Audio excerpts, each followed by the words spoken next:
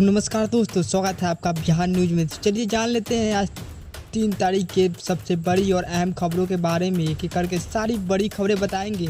अगर हमारे इस वीडियो से आपके थोड़ी सी भी नॉलेज मिलते हैं तो चैनल को सब्सक्राइब करने के साथ हमारे मेहनत का फल एक लाइक करना ना भूलिएगा। तो चलिए बढ़ते हैं खबरों की ओर। बिहार में कोरोना वायरस जैसे महामारी से लगातार लोग संक्रमित हो रहे हैं, वही ठीक भी हो रहे हैं। तो आंकड़े आपको बता देते हैं कि पूरे बिहार में कितने हो चुके हैं। बता दें आपको कि बिहार में जानलेवा कोरोना वायरस का प्रकोप जारी है, लेकिन अब कोरोना के पॉजिटिव मामलों में काफ़ी कमी देखी जा रही है। राज्य सरकार की ओर से बुधवार को जारी नियमित अपडेट के मुताबिक आपको बता दें कि 1959 नए केस मिले हैं। वहीं 24 घंटे के भीतर 13 लोगों की मौत भी हुई है। इसके साथ ही राज्य में कोरोना से मरने वालों की संख्या 700 के पार हो गई है। बिहार के लोगों के लिए खुशी की बात यह है कि महज 24 घंटे के भीतर 1969 कोरोना मरीज स्वस्थ हुए हैं। इसके साथ ही ठीक होने वाले मरीजों की संख्या 1,23,000 के पार चली गई है। राज्य में अब तक कुल 1,23,000 मरीज स्वस्थ हो चुके हैं। स्वास्थ्य विभाग की ओर से मिली जानकारी के अनुसार राज्य में पिछले 24 घंटों के भीतर 13 लोगों की मौत भी हुई है।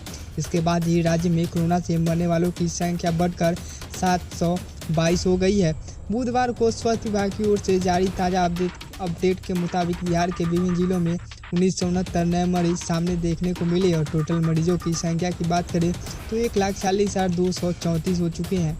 में कोरोना वायरस के आंकड़े की बात करें तो पटना में सबसे ज़्यादा 219 नए मामले आए हैं। इसके अलावा अररिया में 176, मधुबनी में 116, अरवल में 22, औरंगाबाद में 42, बांका में 39, बेगूसराय में 44, भागलपुर में 55, भोजपुर में 54, बक्सर में 26, दरभंगा में 31 और पूर्वी चंपारण में 33, गया में 49, गोपालगंज में 47, जमुई में 34, जहानाबाद में 30, कैमूर में 15, कटिहार में 44, खगड़िया में 25, किशनगंज में 94 और लखीसराय में 13, मधेपुरा में 32, मुंगेर में 40 और मुजफ्फरपुर में 78 मामले सामने आए हैं।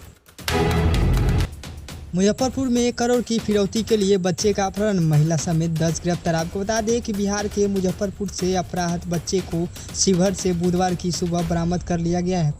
पुलिस ने इस साजिश में शामिल महिला समेत 10 लोगों को गिरफ्तार किया है। अपहरणकर्ता ने बच्चों के परिजनों से फ़ोन कर 1 करोड़ रुपए की फिरौती मांग की थी। जानकारी के अनुसार आपको बता दें कि 3 दिन पहले साहेबगंज से बदमाशों ने बच्चे का अपहरण कर लिया था।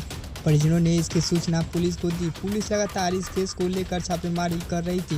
बुधवार की सुबह बच्चे को शिवहर के तरियानी से बच्चे को सकुशल बरामद कर लिया गया। तो बता दें कि जदयू का आरोप, लालू प्रसाद में कोई ऐसा नहीं जो बिहार का हित सोचे। जदयू के मुख्य प्रवक्ता संजय सिंह ने कहा कि राज्य सरकार में विपक्ष की भूमिका भी महत्वपूर्ण होती है। विपक्ष का नाम राज्य में विकास की रफ्तार और धारदार बनाना होता है, लेकिन बिहार में विपक्ष के नेता को सही और गलत कार्यों में अंतर करना आता ही नहीं है। कहा कि कम पढ़ा लिखा व्यक्ति भी नीतीश सरकार के विकास के कामों पर सवाल नहीं उठा सकता। उन्होंने कहा कि तेजस्वी यादव जी नीतीश कुमार का काम लोगों को दिखता है और उनके प्लान भी लोगों को समझ में आते हैं, लेकिन बिहार के लोगों को लालू का परिवार समझ में नहीं आता है। आरोप लगाया कि लालू परिवार का एक सदस्य ऐसा नहीं है जो बिहार के हित के बारे में सोचे।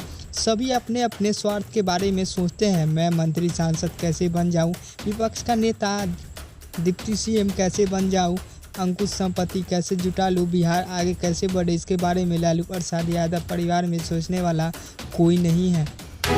और बता दें कि बॉलीवुड अभिनेता सुशांत सिंह राजपूत से जुड़े ड्रग्स मामले में नारकोटिक्स कंट्रोल ब्यूरो यानी एनसीबी ने 2 ड्रग्स पेडलर्स से पूछताछ की है, जिसके बाद कुछ और बड़े नामों के सामने आने की उम्मीद है। इस मामले के सबसे बड़े आरोपी को हालांकि अब तक नहीं पकड़ा जा सका है।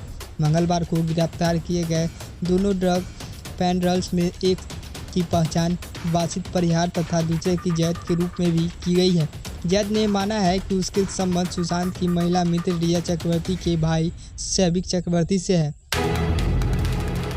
मोदी सरकार में शामिल एलजेपी नीतीश कुमार की पार्टी के खिलाफ उम्मीदवार उतारने पर कर रही है विचार। आपको बता दें कि बिहार विधानसभा चुनाव से पहले ही राष्ट्रीय जनतांत्रिक गठबंधन यानी एनडीए में पूर्व मुख्यमंत्री जीतन राम मांझी के प्रवेश ने गठबंधन के एक अन्य घटक लोक जनशक्ति पार्टी यानी एलजेपी के भीतर बेचैनी बढ़ा दी है।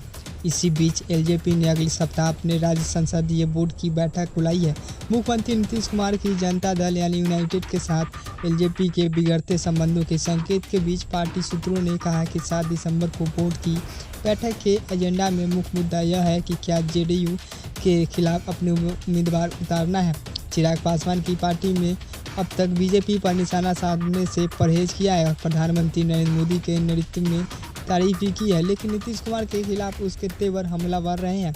एक एलजेपी नेता ने कहा कि हम निश्चित रूप से उन सीटों पर अपने उम्मीदवार उतारने पर विचार कर रहे हैं जहां जदयू चुनाव लड़ने की तैयारी में जुटी हुई है। लेटेस्ट अपडेट के लिए हमारे चैनल को सब्सक्राइब करना।